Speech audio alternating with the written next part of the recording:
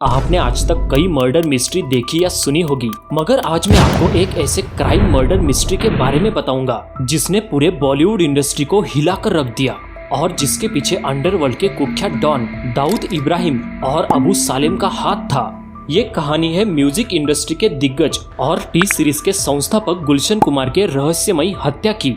तो चलिए हमारे इस नए चैनल को सब्सक्राइब करके आप हमें सहयोग करेंगे। इस प्यारी सी आशा के साथ शुरू करते हैं। एक बड़ा सवाल है, क्यों और कैसे अंडरवर्ल्ड माफिया ने गुलशन कुमार की पीठ और गर्दन पर 16 गोलियां दागकर उनकी हत्या कर दी। इस सवाल का जवाब जानने के लिए हमें थोड़ा फ्लैशबैक में जाना पड़ेगा। दरअसल गुलशन कुमार कोई मुंह में सोने का चम्मच लेके पैदा नहीं हुए थे। साल 1951 मई महीने की 5वीं तारीख दुआ नाम के एक मिडिल क्लास फैमिली में गुलशन कुमार का जन्म होता है। दिल्ली के दरियागंज इलाके में उनके पिताजी चंद्रभान दुआ की एक जूस की दुकान थी। गुलशन काफी छोटी उम्र से ही अपने पिताजी के इस दुकान पे काम किया करते थे। कहते हैं ना, भले ही काम छोटा हो मगर आदमी के सपने बड़े हो तो एक न एक दिन वो कामयाब जरूर होता है। कुछ इसी तरह अपने सपनों को साकार करने के लिए गुलशन कुमार ने एक छोटी सी दुकान में गानों की पुरानी कैसेट्स बेचने का धंधा शुरू किया। इस दौरान उनके मन में एक ख्याल आया कि क्यों ना अपने खुद के गानों की कैसेट्स बनाई जाए।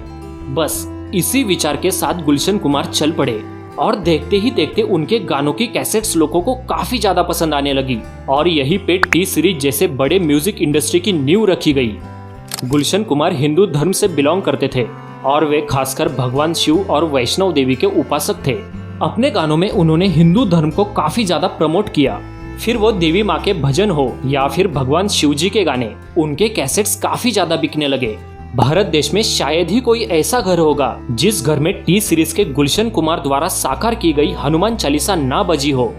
तो इस तरह से सब कुछ अच्छा चल रहा था। अब गुलशन कुमार दिल्ली से मुंबई नगरी यानी 90s के बॉम्बे में आकर बस गए। बॉलीवुड में उनकी एंट्री दमदार रही। लाल दुपट्टा मलमल का, अप्पू राजा, आशिकी, आई मिलन की रात, इस तरह की कई सारी ब्लॉकबस्टर मूवीज को उन्होंने प्रोड्यूस किया। इस दौरान अनुराधा पौंडवाल, सोनू निगम, कुमार सानू, इन जैसे नई आवाज को गुलशन कुमार ने इंडस्ट्री में मौका दिया। साथ ही साथ म्यूजिक डायरेक्टर्स को भी अच्छा मौका मिला। उनमें नदीम और श्रवण की जोड़ी काफी ज्यादा हिट हुई। टी सीरीज अब देश की नंबर 1 म्यूजिक इंडस्ट्री बन गई थी। हुनर को तराश कर नए लोगों को मौका देना ये गुलशन कुमार की एक अच्छी आदत थी। इसी के चलते उन्होंने कुछ नए म्यूजिक डायरेक्टर्स को टी सीरीज में अपनी किस्मत आजमाने का मौका दिया, मगर इस बात से नदीम नाराज हो गए और यही से शुरू होती है वो खूनी कहानी जो गुलशन कुमार के हत्या पर जाके रुकती है। कहा जाता है कि नदीम के अंडरवर्ल्ड के साथ संबंध थे। 5 अगस्त 1997 रात के वक्त गुलशन कुमार को अबू सालेम नाम के अंडरवर्ल्ड माफिया का कॉल आता है। अबू सालेम दाऊद इब्राहिम के लिए काम करता था।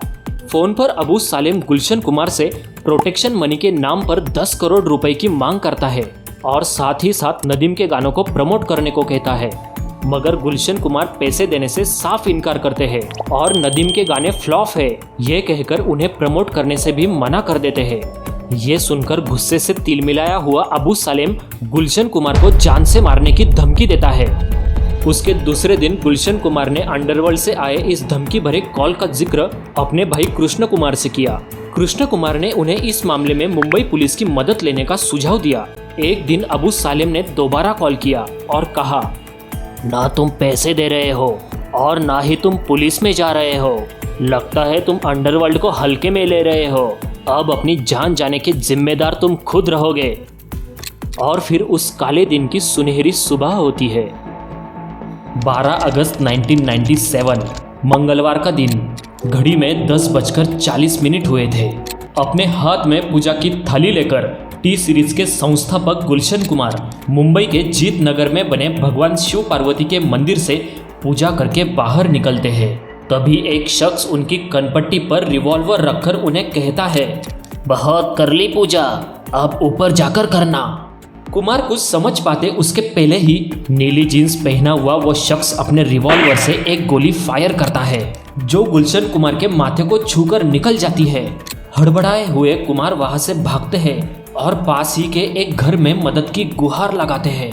घर में मौजूद एक औरत डर के कारण दरवाजा बंद कर लेती है। कुमार के ड्राइवर रूपलाल के पैरों में भी 2 गोलियां लगकर वो वही गिर जाते हैं। तभी और 2 हमलावर आगे बढ़ते हैं और भागते हुए गुलशन कुमार की पीठ और गर्दन पर गोलियों की बौछार करते हैं। कुल 2 मिनट के बाद ये सारा थरार खत्म हो जाता है और एक दीवार पर लगी देवी के तस्वीर के नीचे गुलशन कुमार अपनी आखिरी सांस लेते हैं। यहाँ कुछ सवाल उठते हैं। गुलशन कुमार पुलिस में नहीं गए, ये बात अंडरवर्ल्ड के माफिया को कैसे पता चली? क्या मुंबई पुलिस में कोई ऐसा था जो अंडरवर्ल्ड के साथ कांटेक्ट में था? क्या सिर्फ नदीम के गानों का प्रमोशन और प्रोटेक्शन मनी तक ही इस हत्या का संबंध था, या फिर गुलशन कुमार द्वारा बॉलीवुड में हिंदू धर्म को प्रमोट करना कुछ लोगों को पसंद नहीं था? वजह कोई भी रही हो, मगर गुलशन कुमार के जाने से म्यूजिक और फिल्म इंडस्ट्री का प्रतिभा के तौर पर जो भारी नुकसान हुआ वो आज तक नहीं भर सका। गुलशन कुमार एक ऐसे सितारे थे जिन्होंने अपने मेहनत के दम पर जूस के एक छोटे ठेले से लेके टी सीरीज जैसी दुनिया की बड़ी म्यूजिक इंडस्ट्री की स्थापना की। अब इस वीडियो को लाइक करना है या नहीं ये आप तय कीजिए, मगर कमेंट बॉक्स में #I respect गुलशन कुमार लिखकर हम गुलशन कुमार जी को दिल से श्रद्धांजलि तो दे ही सकते हैं।